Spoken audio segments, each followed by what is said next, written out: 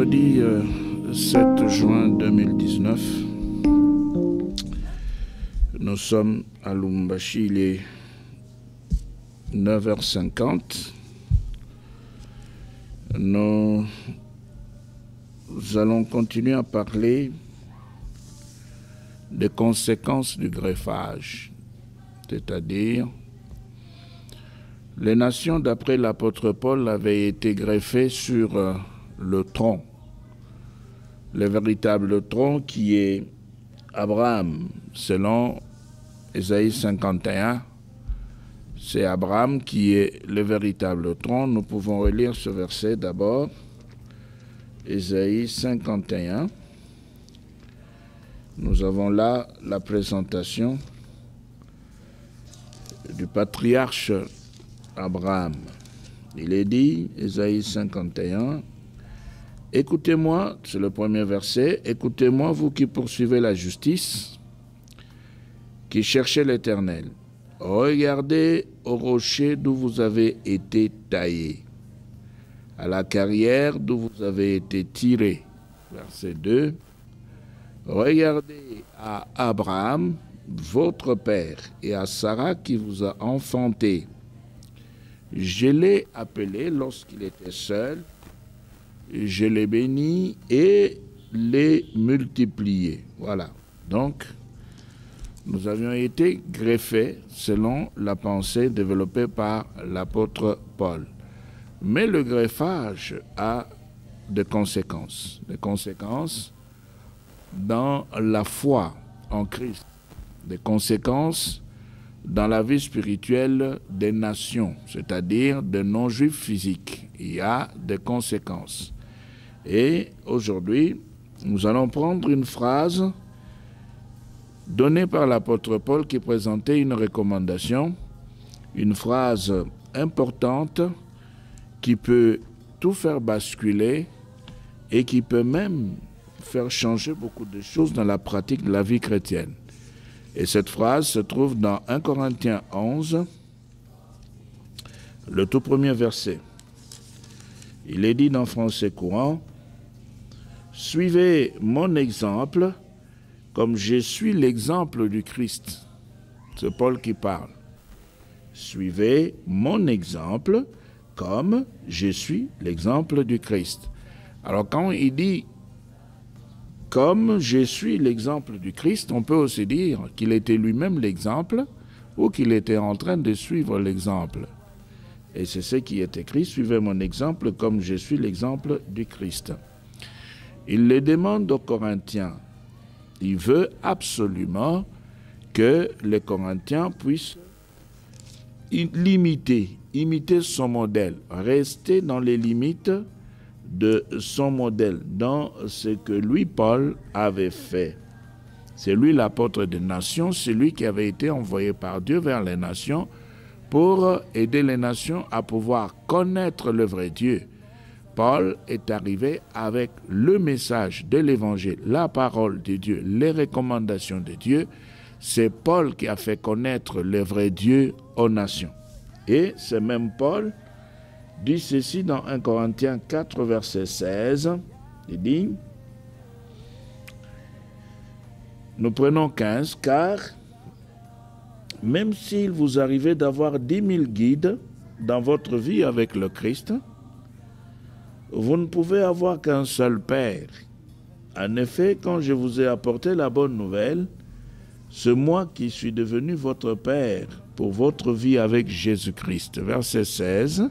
« Alors, je vous en supplie, suivez mon exemple. » Donc, Paul demande aux Corinthiens de suivre son exemple, de l'imiter.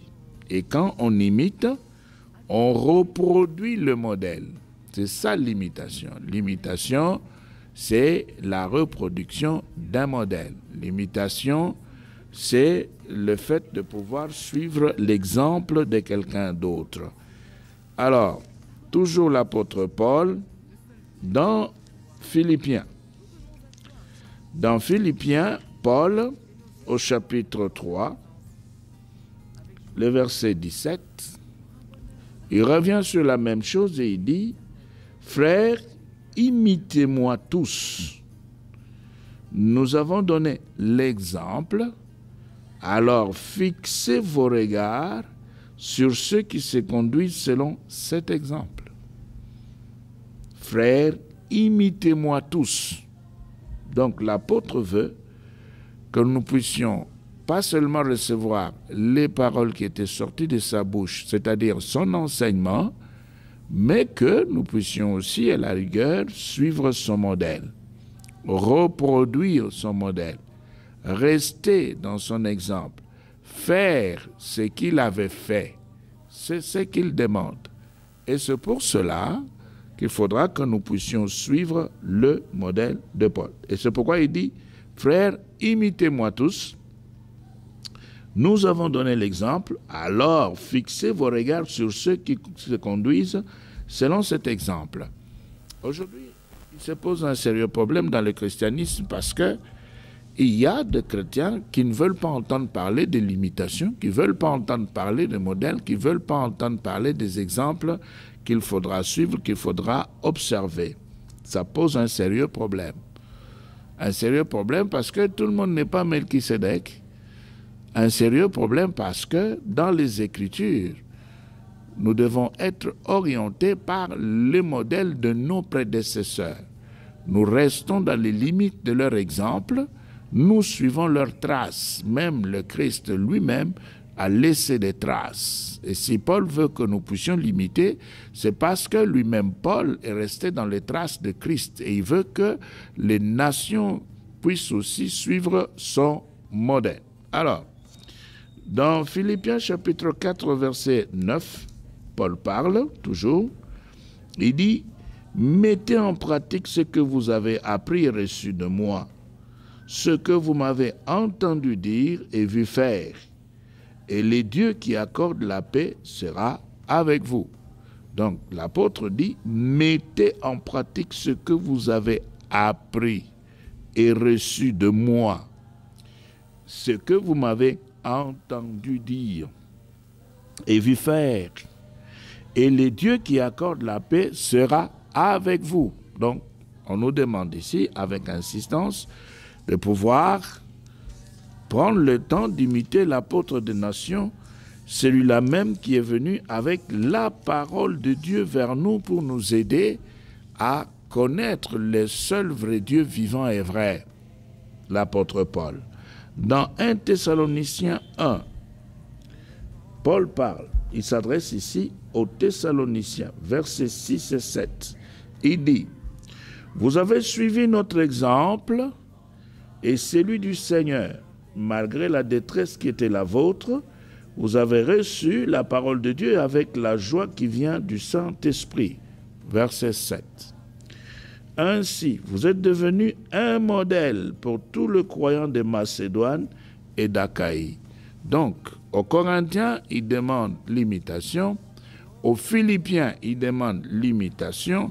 Aux Thessaloniciens, il demande également l'imitation. Alors, toujours l'apôtre Paul qui parle en rapport avec l'imitation. Dans 2 Thessaloniciens, chapitre 3, nous prenons le verset 7 jusqu'à 9, l'apôtre dit, « Vous savez bien vous-même comment vous devez suivre notre exemple, car nous n'avons pas vécu en paresseux chez vous. Nous n'avons demandé à personne de nous nourrir gratuitement. » Bon, évidemment, aujourd'hui, il y en a qui pensent que le christianisme, quand on devient chrétien, on se convertit, on doit manger partout, chez tout le monde, parce qu'on est enfant de tout le monde. Et puis, bon, on appartient à tout le monde. Alors, on doit être servi par tout le monde et pris en charge par tout le monde. Bon, évidemment, c'est contraire aux Écritures. C'est de la paresse, c'est de la mendicité, c'est être parasite. Alors, l'apôtre dit, nous n'avons demandé à personne de nous nourrir gratuitement. Au contraire, acceptant peine et fatigue, nous avons travaillé jour et nuit pour n'être à la charge d'aucun de vous. Voilà. Donc, l'apôtre revient. Il insiste, il veut que nous puissions, à l'instar des Corinthiens, des Philippiens, des Thessaloniciens, que nous puissions aussi reproduire son modèle. Pourquoi? Parce qu'il n'est pas seulement l'apôtre des Corinthiens, il n'est pas seulement l'apôtre des Philippiens, des Thessaloniciens, il est aussi notre apôtre. C'est lui qui nous a apporté la parole de Dieu et il tient à ce que nous puissions absolument, dans la pratique, reproduire son modèle, reproduire ce que lui-même a pu enseigner. Alors, si nous rentrons un peu dans Exode, nous allons voir que la même pensée de la reproduction du modèle a été recommandée à Moïse quand il s'était retrouvé sur la montagne. Dans Exode chapitre 25, Moïse va recevoir l'ordre de la part de Dieu parce que le Dieu de la Bible est un Dieu de modèle. Et comme c'est un Dieu de modèle, il tient à ce que celui qui vient à lui puisse rester dans les limites d'un modèle, qu'il ne puisse pas chercher à sortir de ce modèle. Exode 25. Nous sommes là dans Exode 25 et il est dit ceci au verset 40. Et c'est Dieu qui donne la recommandation à Moïse. Il lui dit, 25, 40, « Toi, Moïse, tu veilleras à ce que le travail soit conforme au modèle que je te montre ici sur la montagne. » Donc Dieu avait placé un modèle devant Moïse. Et il dit à Moïse, voilà, quand tu vas descendre, tout ce qui sera fait, tout devra être conforme à ce modèle. Le modèle que tu vois maintenant sur cette montagne, c'est ce modèle-là qui devra être respecté. Tu devras tout faire pour que le travail puisse rester dans les limites de ce modèle. La même pensée revient dans Hébreux. La même pensée revient dans Hébreux, chapitre 8. Et là, au verset 5, on nous dit ceci, nous pouvons prendre le verset 3 jusqu'à 5. « Tout grand prêtre est établi pour offrir des dons et des sacrifices. Il faut donc que le nôtre ait aussi quelque chose à offrir. » Verset 4. « S'il était sur la terre, il ne serait pas même prêtre, puisqu'il y en a déjà qui offrent des dons conformément à la loi juive. » 5. La fonction exercée par ces prêtres n'est qu'une copie, qu'une ombre de réalité céleste. Cela correspond à ce qui s'est passé pour Moïse. Au moment où il allait construire la tente sacrée, Dieu lui avait fait cette recommandation: tu veilleras à ce que ton travail soit conforme au modèle que je t'ai montré sur la montagne. Donc aujourd'hui, quand on entre par exemple sur la terre dans un ministère, on est derrière un serviteur de Dieu qui a reçu la révélation, qui a reçu le modèle. Il y a toujours des rebelles, il y a toujours des fous, il y a toujours des gens qui pensent qu'ils peuvent changer le modèle de Dieu. Il y a toujours des gens qui réfléchissent et qui croient que les choses peuvent suivre leur manière de voir. Les choses est sorti du modèle qui avait été donné par Dieu. Parce qu'aujourd'hui, tout ce qu'on appelle sur la terre vision, ce sont des modèles. Ce sont des modèles imposés par Dieu. Et le Dieu qui a imposé le modèle tient à ce que celui qui a reçu le modèle puisse rester dans le modèle et tous ceux-là qui seront derrière lui puissent entrer dans le modèle et rester dans les limites de son modèle. Bon, évidemment, il est dit toujours, on le dit, on le répète, on dit qui imite ses limites. Oui, qui imite ses limites, c'est vrai, on reste dans les limites du modèle divin, le modèle qui avait été donné par Dieu. Dans Hébreux 10, 1 et 2, nous avons la même pensée qui revient. La loi de Moïse n'est pas la représentation exacte de réalité. Elle n'est que l'ombre de bien à venir. Elle est tout à fait incapable de rendre parfait ceux qui s'approchent de Dieu. Comment le pourrait-elle avec ce sacrifice, toujours les mêmes que l'on offre année après année indéfiniment? Verset 2. Si ceux qui rendent un tel culte à Dieu avaient été une bonne fois purifiés de leurs fautes, il ne se sentirait plus coupable d'aucun péché et l'on cesserait d'offrir tout sacrifice. Donc, la loi de Moïse n'est pas la représentation exacte des réalités célestes. C'était tout simplement l'ombre. Mais Dieu tient, même au travers de la loi de Moïse, même quand il avait donné cette loi, eh bien, pour lui, les scribes et les pharisiens qui étaient derrière Moïse devaient rester dans le modèle que Dieu avait donné à Moïse. Et c'est pourquoi Jésus l'a dit dans Matthieu 23. Il l'a dit assez clairement à ceux-là qui étaient dans son entourage, assez clairement parce que c'est la pensée de Dieu et c'est la façon de travailler de Dieu. Matthieu 23, 1 et 2, écoutez. Alors, Jésus s'adressa à toute la foule, ainsi qu'à ses disciples.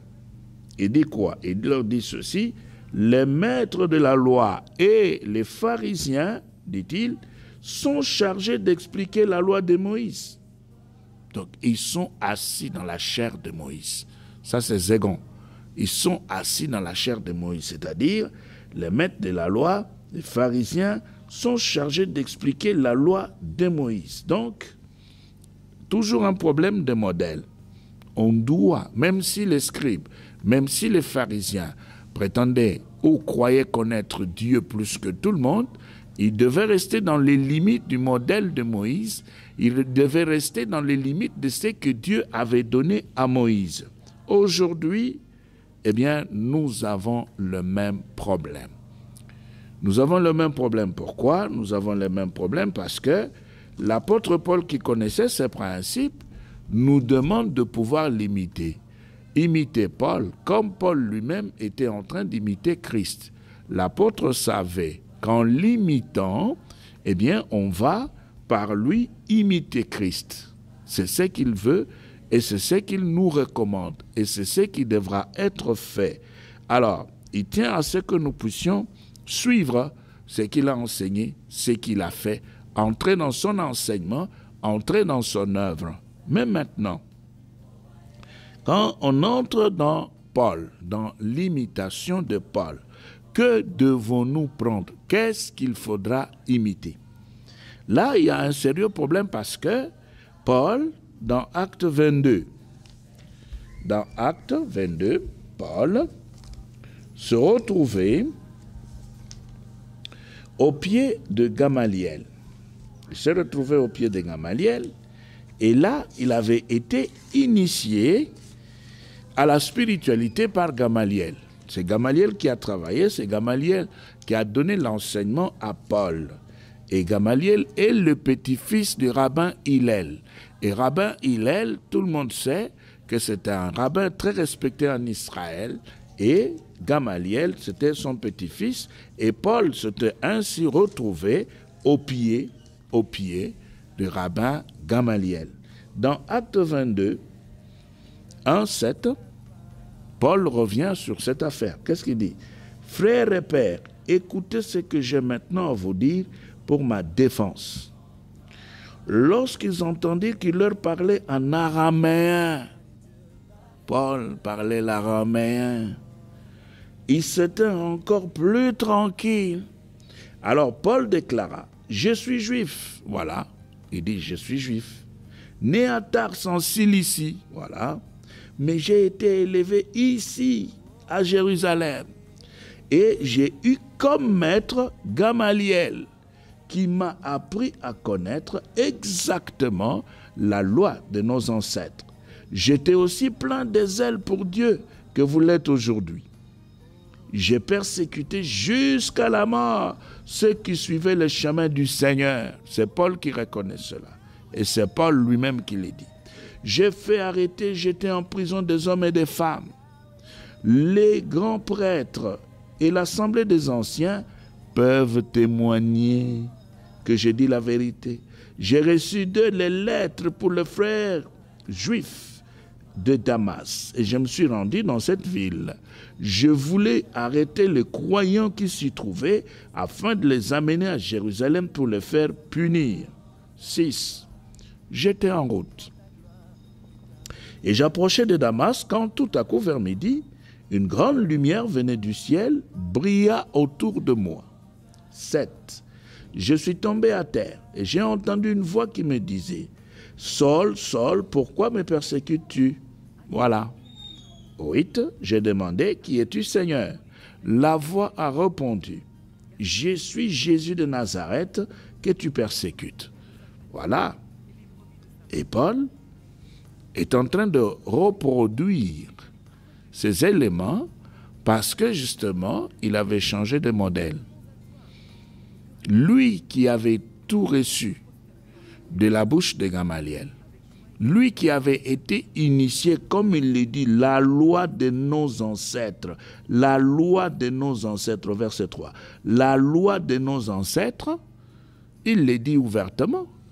Mais quand il vient au milieu des nations, il ne va pas enseigner ou reproduire ou répéter la loi de ses ancêtres aux nations. Ce n'est pas ce qu'il va enseigner. Il va laisser de côté la loi de ses ancêtres, il va laisser de côté tout ce qu'il avait appris au pied de Gamaliel, et puis maintenant, il va recommencer. Il va donner une autre parole qui lui avait été donnée par Dieu, une autre parole qui n'avait rien à voir avec tout ce qu'il avait reçu de la bouche de Gamaliel. Alors, maintenant, il le dit aussi assez clairement dans Philippiens chapitre 3. Dans Philippiens chapitre 3, l'apôtre Paul montre cela avec beaucoup plus de clarté. Philippiens 3, nous commençons par le premier verset. « Et maintenant, mes frères, soyez joyeux d'être unis au Seigneur. Il n'est pas pénible de vous répéter ce que j'ai déjà écrit. Et pour vous, cela vaut mieux. 2. Gardez-vous de ceux qui commettent les mal, ces chiens, ces partisans d'une fausse circoncision. 3. En fait, c'est nous qui avons la vraie circoncision, car nous servons Dieu par son esprit. Nous servons Dieu par son esprit. Nous allons voir beaucoup plus loin pourquoi Paul dit cela. Nous sommes fiers d'être à Jésus-Christ et nous ne fondons pas notre assurance sur des privilèges humains. 4. Pourtant, Paul commence. Il dit pourtant, je pourrais aussi me réclamer de tels privilèges, c'est-à-dire les privilèges humains. J'aurais plus de raison de les faire que qui que ce soit d'autre. C'est Paul qui parle. 5. Maintenant, il commence. J'ai été circoncis le 8e jour après ma naissance. Je suis israélite de naissance, de la tribu de Benjamin, hébreu, descendant d'hébreu. J'ai pratiqué la loi juive en bon pharisien. Maintenant, quand il arrive au milieu des nations, Paul ne nous a pas donné l'enseignement des pharisiens. Paul n'a pas donné ce qu'il avait reçu au pied de Gamaliel. Nous répétons. Il n'a pas enseigné le pharisaïsme. Non. Il a donné une autre parole aux nations. Une autre parole aux nations. Pour que les choses puissent être bien séparées, différenciées. Il le dit lui-même, verset 6. Il dit, « Et j'étais si fanatique que je persécutais l'Église. En ce qui concerne la vie juste prescrite par la loi, j'étais irréprochable. » Voilà. 7. Mais ces qualités que je regardais comme un gain, c'est-à-dire la loi de ses ancêtres, c'est un juif, un rabbin qu'il avait formé. Il avait reçu la Torah, il avait reçu l'éducation du juif. Il connaissait tout. Mais maintenant, Paul le dit, il le dit lui-même. Il dit, mais ces qualités que je regardais comme un gain, je les considère maintenant comme une perte à cause du Christ. Qu'est-ce qu'il considère comme étant une perte? C'est tout ce qu'il avait reçu dans la secte des pharisiens. C'est tout ce qu'il avait reçu au pied de Gamaliel. C'est la loi de ses ancêtres. Ce sont ces choses-là que Paul considère comme étant une perte. 8. et je considère même toute chose comme une perte en comparaison de ces biens suprêmes. Connaître Jésus-Christ mon Seigneur, pour qui je me suis privé de tout avantage personnel, je considère tout cela déchet afin de gagner le Christ. Voilà tout ce qu'il avait appris, tout ce qu'il avait emmagasiné comme vrai juif, eh bien, il va laisser tomber. Il va laisser tomber. Pourquoi il va laisser tomber? Parce qu'il doit gagner Christ. Et au verset 9, il dit, et d'être parfaitement uni à lui. Je n'ai plus la prétention d'être juste grâce à ma pratique de la loi. Voilà, Paul laisse tomber la loi. Pourquoi? Parce que maintenant, il doit s'attacher à Christ. C'est par la foi au Christ que je le suis, grâce à cette possibilité d'être juste créé par Dieu et qu'il accorde en réponse à la foi. Tout ce que je désire, c'est de connaître le Christ et la puissance de sa résurrection, d'avoir part à ses souffrances et d'être rendu semblable à lui dans sa mort, avec l'espoir que je serai moi aussi relevé d'entre les morts. Voilà, Paul a tout laissé tomber, tout ce qu'il avait reçu dans le judaïsme, tout ce qu'il avait reçu au pied de Gamaliel, tout ce qu'il avait reçu en rapport avec la loi de ses ancêtres, en rapport avec la Torah. Paul va tout laisser tomber pour Christ. Mais maintenant, ce Christ que Paul est en train de brandir, qui est-il? Eh bien, dans 1 Corinthiens, au chapitre 15, le verset 45, le même Paul nous présente la vraie nature de ce Christ qu'il est en train de brandir. Il nous dit ceci, « En effet, l'Écriture déclare, nous sommes là dans 1 Corinthiens 15, 45, le premier homme, Adam, devint un être vivant. Mais le dernier Adam est l'esprit qui donne la vie. L'esprit qui donne la vie. L'esprit qui donne la vie. C'est ça Christ. Christ est un esprit vivifiant. Donc Christ donne la vie par l'esprit. Alors maintenant, ça veut dire que les nations doivent tout faire en esprit. L'œuvre de Dieu, la parole de Dieu, tout se déroule parmi les nations en esprit, pas dans la chair. En esprit, pas dans les œuvres. Nous n'avons pas à produire des œuvres pour être sauvés, mais le tout parmi les nations se déroule en esprit. Voilà pourquoi nous insistons pour que nous puissions suivre le modèle de l'apôtre Paul. Parce que quand on entre dans le modèle paulinien, eh bien, on va rejoindre les pensées et voies de Dieu. On va rejoindre les pensées et voies de Dieu, comme l'apôtre lui-même le dit dans 1 Corinthiens 1. Il le dit assez clairement et avec beaucoup de précision dans 1 Corinthiens 1, le verset 24. Paul dit, « Mais pour ceux que Dieu a appelés, aussi bien juifs que non-juifs, le Christ qui est l'esprit vivifiant, et la puissance et la sagesse de Dieu. » C'est-à-dire, puissance et sagesse de Dieu, ça veut simplement dire qu'en Christ, c'est là où on va trouver les pensées et voies de Dieu. En Christ, là où on va trouver les pensées et voies de Dieu, ça veut simplement dire que c'est dans l'esprit qu'on va trouver les pensées et voies de Dieu et non dans la chair. Voilà pourquoi tout l'héritage spirituel de Paul, l'héritage de Juifs, tout ce qu'il avait été, tout ce qu'il avait appris, tout ce qu'il connaissait pour Paul, tout cela devait tomber pour que l'Esprit seul puisse primer, pour que seul Christ, qui est l'incarnation, et Christ qui gardait en lui les pensées et voies de Dieu, puisse être glorifié. Que Dieu vous bénisse. Ô roi immortel, toi le Dieu parfait.